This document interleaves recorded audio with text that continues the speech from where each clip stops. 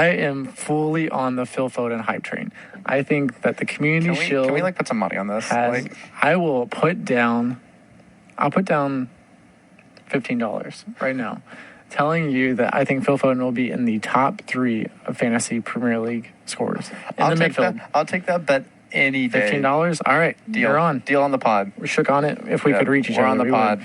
All right, Foden, top 3 FPL. You got it. Writing that down. All right, welcome back to the podcast, everybody. So we're going to do the podcast start a little differently today. That was a brief little excerpt from our podcast on August 11th, where we did Premier League predictions. And as you can tell, Luke shouted out Phil Foden and expected him to be a top 3 FPL asset. And as of today, March 6th, Luke was correct. There's still some time left in the season, so we'll see how it develops. But the whole point of this is I just want to shout Luke out because that's a really good prediction, the kind of stuff that I think people want to hear, and it's panned out well for him. And I think it's really big to have these FPL wins that play out, especially long term, because it's so hard to. There's so many factors at play that it's really hard to determine how people are going to do. So, really, really, really good shout out there by Luke. And in this podcast, we'll kind of talk about some free hit teams. We talk about where both of our teams are at. It's a fun little discussion that we kept it nice and concise for you. So I hope everybody enjoys the pod, and we'll see you soon, guys. Hello, everybody. Welcome back to another lovely episode of Top Ends with Twins. This is Paul and Luke here, and welcome back to our podcast, guys. How are you doing, Luke? I'm doing good, Paul. Doing good. The sun is shining, and everything is good. After we record this podcast, going to go watch Dune 2. So I am very, very excited to see that cinematic masterpiece and see how the complete journey of Dune plays out. On the big screen, right? I think we all know how the book plays out. At least if you've read the book. We all don't. I have no clue. If you've read the book, you know what to expect, I think. But hopefully there's some slight alterations. We'll see. But this is not a Dune podcast. Luke. Tying back into why we're here. We're all here for FPL. So let's talk about FPL. So we're going in game week 28. Game week 28. We have... Every team will be playing. Are there blanks in 28? I don't think anyone is blanking. In the game week 28. There's doubles. The doubles that I know for a fact, right? There's only 2 doubles happening. Luton is doubling and Bournemouth is doubling. This is a makeup fixture from the medical emergency that happened back in, I think, 12, in the teens, right? Somewhere in that point in the season. So that fixture will be replayed, and it has a very juicy lineup both teams really have good fixtures because Luton play Crystal Palace away first, and then they play Bournemouth away. But we have Bournemouth with Sheffield at home and then Luton at home. Really, really good fixtures. And there are lots of different ways FPL managers are trying to manipulate their teams in order to have the best lineup for game week 28. But how about you, Paul? What do you think is the best way to attack 28? As per usual, I think it's very dependent on how your team's already set up and what pieces you have to play. But if you had any option at the table, I think Solanke this week is really hard to pass on. He's going to be...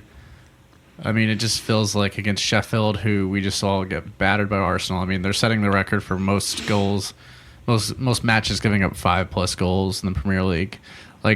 They are historically a horrible defense, so it just seems like you want to target that. And with Solanke, you get 2 fixtures out of him, Sheffield and Luton, both at home. It just kind of feels like he may be a triple. I know a lot of people that probably still their triple captains left are probably considering him.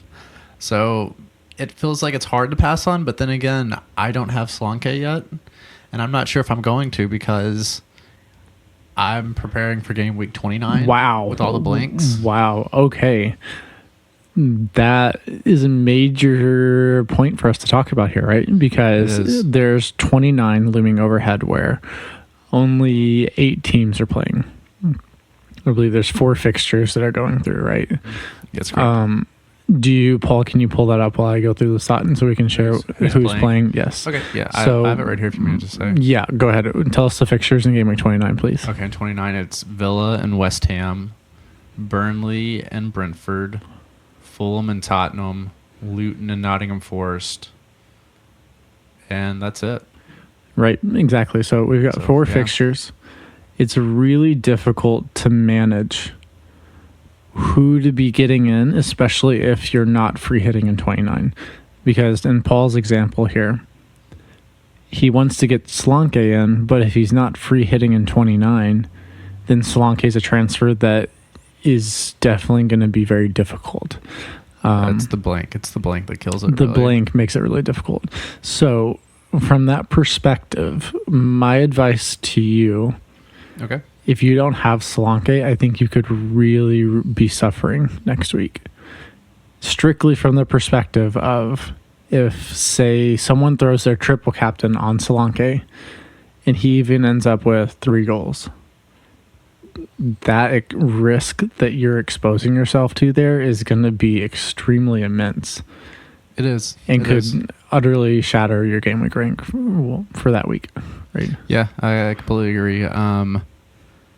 It's just really difficult for me to balance that because I know that, like, at this point, I think going into 29, I have... Actually, I can tell you how many players I have available at the moment. It's going to be... Let's see. With the three Arsenal, really, Chelsea winning against Leeds in the FA Cup was really what screwed me over because if I had my 3 Arsenal guys, I would be perfectly fine going into this 29, realistically. And I think Luke's kind of the same setup. Like, there was a couple things, like, honestly, the cup fixtures kind of played out to the point where it was the absolute worst case. So it got really close to my team structure ideal end result because Bournemouth lost, right? And then all that left was Wolves and Brighton. If Brighton would have beat Wolves, I was already set up with 4 players amongst Wolves and Bournemouth. Both of those teams would have played in 29, and I would have been perfectly fine without even needing to take a hit. Which is amazing. And the craziest thing about it would be I was hoping that Leeds would lose to Chelsea, so Chelsea and Arsenal would not play. And in that situation, a lot of people would still be having a free hit. So it got really close to my dream ideal way for it to work out, except Brighton... You can't count on for anything this season. Yeah, so. They're very up and down. Very disappointed. Moving with the wind these days, you know. Even this past week, we had Pascal Gross being rotated by De Zerbi. That's got to be frustrating for you, Paul. Pain, absolute pain. I mean, he's had returns in I think his last 3 fixtures. Let's see, I think it's the last 3 besides this one, of course. But no, you go back 4 weeks. He has returns in the last 4 weeks, so he's been a very consistent asset, which. As we harp on in this pod, we love consistent assets that constantly get us points. But so he misses out, doesn't start, plays 31 minutes, and they lose to Fulham 3-0. A lot of reason probably why is because, I mean, he gets rotated. You know, he's a large part of their team. I think Brighton did have some really good chances. They just didn't convert. Yeah. But on top of that, I actually missed those highlights. You do have Brighton are playing away at Roma in the Europa League on Thursday. Yeah. De Zerbi's targeting that. Obviously, he's made Europe his main consideration and how he's picking a lot of these teams. Mm-hmm. And that has definitely rubbed off on FPL to where we're really struggling getting the right players in. And I've made a vow to myself, I will not have another Brighton player in my team for the rest of the season. It's funny. I think we're going to talk about free hit 29 teams here in a minute. And I may have a sneaky Brighton asset on my team. Brighton don't play in 29. Wait, you're right. Well, that would be really sneaky if you free hitted someone in on 29. Did you free hit the wrong week? I totally did. Oh, yep. my God. I was about to say that's going to be tough to free hit him in if he's blanking. Damn it. Guys, I'm sorry. Which week did you go with 30? No, I went with 28. I just did the week in front of me. Yep. Well, damn, that's embarrassing. This is the most embarrassed I've been on this podcast. What we'll do is we'll just talk through my team that I put together for the free hit team. Man, I'm so happy with my free hit team too. We'll get to that here in a couple minutes. backtracking a little bit, Paul, how do you feel about GW27? Do you feel like your team performed well? Did it underperform? Yeah, I mean, ultimately, where are you at? The Arsenal guys are saving my season, really, at this point. I mean, especially Kai Havertz. I mean, I brought him in 3 weeks ago, and since I've brought him in, he has a 12-pointer, a 14-pointer, and a 14-pointer. Honestly, easily, hands down, my favorite FPL transfer I think I've ever made, because he's performing. It validates all my thought process behind it, because I kind of thought they'd like alter to him playing the center forward role with Jesus out and them struggling against Porto. So it's honestly that I think this makes me want to play the game my way, you know, more so. Like I said, it's validating in the way that like seeing a decision pay off so well. And a lot of the time as FPL managers, we make decisions that are somewhat risky and they don't pan out. So for one to pan out like this feels really good. And let's see, in totality, I had 81 points in my team this week, but I did take a -8, which was a big stretch. But it also helped set me up for this next week in 28 too. So okay, so looking at your team, how many players do you currently have for 29? For 29, actually, let me see.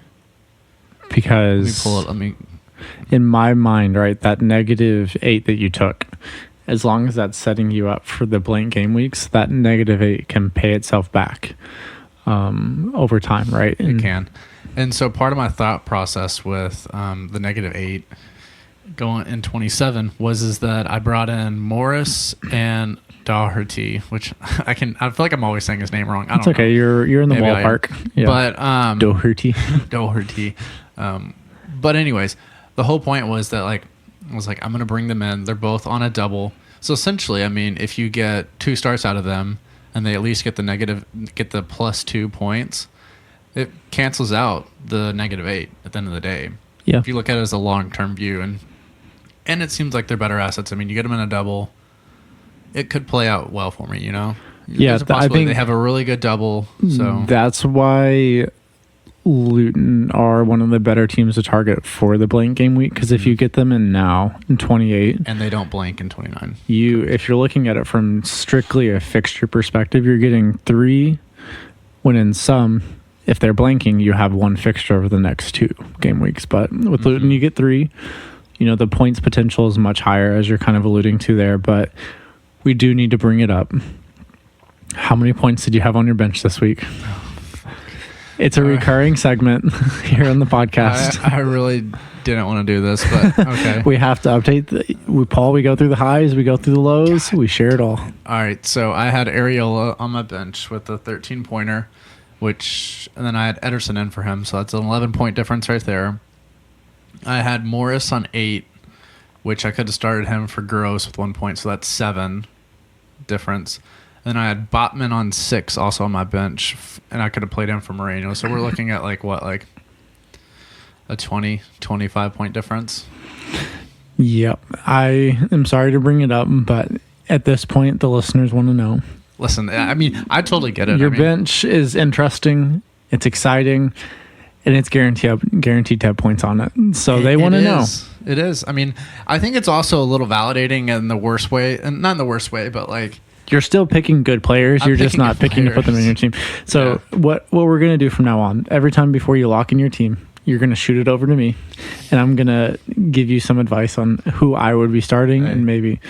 Hey, we're teammates, right, on this podcast. So why can't I help a little bit in that way? I agree. If it eliminates all these points on my bench and I get these points on my team, let's do it. I'm down. Sometimes a little bit of outside perspective is good, but when I think about it, maybe it's not the best because I don't want to be giving you more points. But I'm happy to help out though, because at this point it's a problem, I think.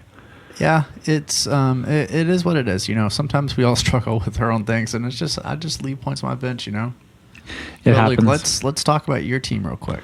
Let's tell the people about your week. So I ended up on 78 points. I went with the Watkins captaincy, which was a little bit of a roll of the dice, and paid out big time for you. It hit.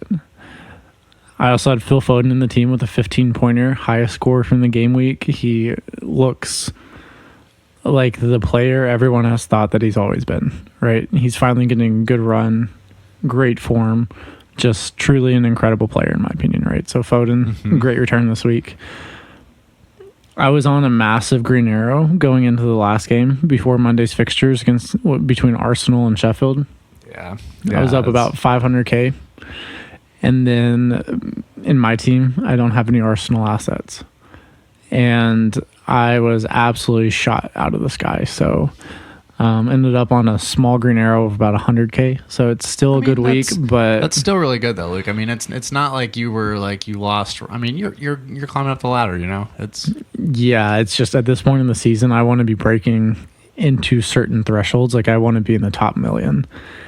Just not being there is really frustrating. So well, I will say, I think your team is set up very well for the stretch run. I hope so. I feel like it is, and I have some pretty good plans for bringing in certain players for when I want a wild card, when I want to use my other chips. So I feel optimistic about the stretch run, but at this point, still a little frustrated that I didn't see the overall green arrow I was hoping to see this week. Yeah. Because it felt like making the Watkins shout, getting it right, it should have brought in more points to my team. Yeah, I felt like it should have. But there's effective ownership for you, and when Sheffield are as poor as they are, of course Arsenal are going to run rampant and just utterly dominate. So. Yeah. But I mean, look, I really do think, I mean, having Son in your team, I know that there's a lot of people in our mini league that also have Son, but I mean, he's poised for a big week. I mean, he got a goal. He got one goal this past week, right? He did at the very end, right before he subbed off. Yes. My concern, though, that I'm feeling like it might have been a little premature is simply from the perspective that Richarlison is back in training and could be playing this weekend. If that happens, Son loses some of his value from my perspective because he's not playing as a striker. I don't know. Playing on the wings. So we'll see what happens. Ultimately, I'm happy to have Son. He's going to stay in my team until I feel like there's a better alternative. And as of now, I don't think there is, especially with wanting to have him in my team for 29. Yeah. Speaking of 29, so my plan, I think, is going to probably be taking a -8 this week with 2 free transfers. So I'll bring in 4 players. Oh, that's a big move. That'll get me to 9 for game week 29. Mm-hmm. And I should be coming out of 29 with 2 free transfers as well. So that's my plan as of now. And also the benefit of that as well. Everyone that is going to be free hitting in 29 is going to come out with 1 free transfer. I think having that extra free transfer is going to go a long way for me. And based upon my plans, I can change my team a lot without having to take a negative hit. Yeah. So I think it offers an advantage that hopefully a lot of people won't have otherwise if they take a hit. So yeah, that seems like a good plan to me. Yeah, I think so. But speaking of free hit in 29, do you want me to go through my team real fast? Yes, we can chat about that real quick. All right. So for game week 29, let me actually saved it over here. 29. So as we said, it's a very limited team from what you can build in the free hit, right? Strictly from the perspective that a lot of the teams that we're interested in, say City, Arsenal, with high ownership, a lot of those teams are not playing in this week. So we have to get somewhat creative with the players we want to use for this free hit team. Yeah, for sure. In my opinion, I think the you best... could just use the players from 28 like I did. That's what we call real creativity. That's creativity and setting you up for failure. Yeah, don't take my advice for that, guys. But we're gonna hear what Luke has to say. I'm sure he has great stuff for us. So. If that's kind of like walking down a dark alley and not asking for trouble. So I have walked down a couple dark alleys in my lifetime, though. True. Everyone has to do their fair share of dark alley walking, I guess. My keeper that I picked for game week 29 is Kaminsky with Luton. Hey, he was in my 28 team too. Sweet. Very nice. How Check convenient. that box. We match right there. Well, he doesn't double in this week. He did double in 28. Well, that makes a difference. Whatever. Kaminsky has Nottingham Forest at home. Out of the teams playing, I feel like that's one of the more likely ones to keep a clean sheet, in my opinion. Yes, I agree. My back line consists of 3 defenders, Pedro Porro, Reguilon with Brentford, and then Doherty with Luton. So that's a double up on Luton defense. Reguilon and Brentford have Burnley away, And then Pedro Porro with Tottenham have Fulham away too. So that's all 3 good fixtures right there, and for Kaminsky as well too. Dude, Kaminsky's good too. He's good. He's a good shot I really stopper. like him as a keeper for Luton. He's good. That's the kind of team I think Matt Turner would do really good in, where he just absorbs a lot. And I mean, I guess at Forest it's kind of the same thing, but like ideally he'd be able to just play long all the time. Is what we would prefer. Sorry, that was a little. Yeah, no, it's all good. So in the midfield, the team setup is a 3-4-3, just so that everyone understands. I have Douglas Luiz in the midfield. Who's shocked there? Right. Douglas Luiz, Dan over here. Ross Barkley. Like that. Jared Bowen. And then Son. So out of those 3, Barkley and Bowen are playing at home. I think they're good shouts. I really think Son away to Fulham is probably going to be one of the better captaincy shouts of the week. And then up top, we have Tony with Burnley away, which is a juicy fixture for Tony. I brought in Fofana with Burnley playing Brentford at home because Brentford have been really bad defensively. Yeah, and they've been really poor. Fofana's had a pretty good season over there. The reason why I brought in Reguilon is I feel like he has attacking potential, and maybe they keep a clean sheet, but more likely kind of counting on him to return with an attacking return. Yeah. And then for the captain of the week and also last forward is Ollie Watkins. Shocking. They have West Ham away. I feel like that's a good fixture for them. And I think Watkins' pace. That one's going to kind of be a toss-up a little bit because West Ham are a little bit back in form. They're starting. They've got players back, so we'll see. I think Everton was really good this weekend, and West Ham, it took a couple moments of brilliance for them to get the points they did. Yeah. And they ended up pulling away 3-1, right? Good result for them, but I think Everton, if they were more clinical, convert a penalty, it's a different result. It's very, very true. On the bench, just real fast, we have Flecken, Brentford's goalkeeper. We've got Kudus on the bench. None other than our American Anthony Robinson on the bench with Fulham. Yeah. And then Alex Moreno is the last defender on the bench. Okay. So that's how my free hit team is looking. I think a lot of them are going to be very similar, especially I think the mainstays in a lot of these teams are going to be Doherty in the back, Bowen and Son in the midfield. Kudus is probably going to be really popular as well. And then Watkins and Tony up top. I think those 2 are going to be locked into a lot of people's teams, and then the rest of the spots are kind of up to interpretation. But I think that's the template to build around is those about 5 players or so right there. Yeah, I think those are all really good shouts. Do you think you prefer, personally, I know you have Kudus on the bench compared to Bowen. Do you think there's what's their? I'm gonna look and see the difference in their total ownership for both the assets, but I don't know if I know Bowen had the hat trick 2 weeks ago, right? But Kudus kind of seems like he's kind of just like so you were asking what their ownership is. Kudus is currently at 4%, and Bowen's currently at 21%, which. Huge difference there. I think Kudus' value is but his ownership is going to skyrocket going into 29. Yeah. He could probably be around 10% ownership or so. Wouldn't be surprised to see that.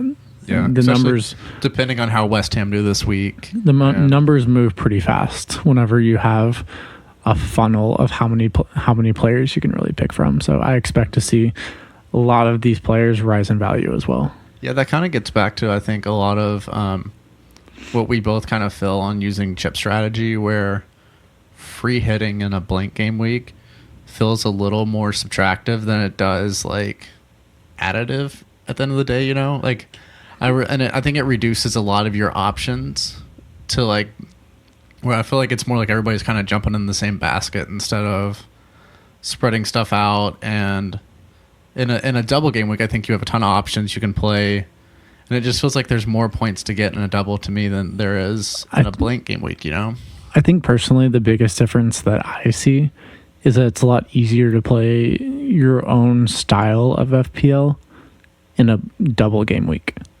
right? You mean in a No, in a double game week, it's a double? lot Okay. easier to play how you want to, because in a blank game week, the options are very limited. Yeah. So you're really restricted with what you can do, and it's a lot easier to get to more of that template team because you have fewer options. Yeah. I see what you're saying. That makes sense. Yeah. But I think that is bringing us to a close for this podcast. We're going to keep it pretty short this week. Short and sweet. Make sure that you all get the information you need. But Paul, do you have any closing thoughts for the listeners out there? Kind of like I was talking about earlier on the pod, just play your game. Honestly, at this point in the season, like, I think you kind of know where you set in your mini league kind of targets where you want to finish. So depending on that, take as much risk as you want in the game, but at the end of the day, really just have fun with it, because I feel like I do this little monologue every time we're on the podcast. But I mean, really, at the end of the day, like, we play this game just to have fun, and it's just something that we enjoy. It's a different way to experience the Premier League. So yeah, agreed. And also, we're here for any discourse too. Like, if anybody needs help with the free hit team, if they need help deciding chip usage, all this stuff, just reach out to us on socials, all that stuff. And if you enjoy this podcast, I hate to be the person, but like, just leave us a little review or comment on whatever platform you're listening, because that stuff actually really matters for us. It does. It helps our reach and, kind of expand to new audiences. So we would definitely appreciate if you all did that, as Paul said. But as far as final advice for me, we're approaching game week 28, getting ready for the stretch run here. So batten down the hatches. We're almost to the finish line, right? We can see it on the horizon. So if you feel like you're not where you want to be, it's time to start taking some risks, I think. Get a little differential possibility, but ultimately, as Paul said, just have fun with it. Enjoy FPL for what it is, and don't invest too much into it, right? So thank you all for joining us for this episode of Top Bins with Twins, and we'll be back with you next week. Thanks, everyone. All right. Thanks, guys. Have a good one.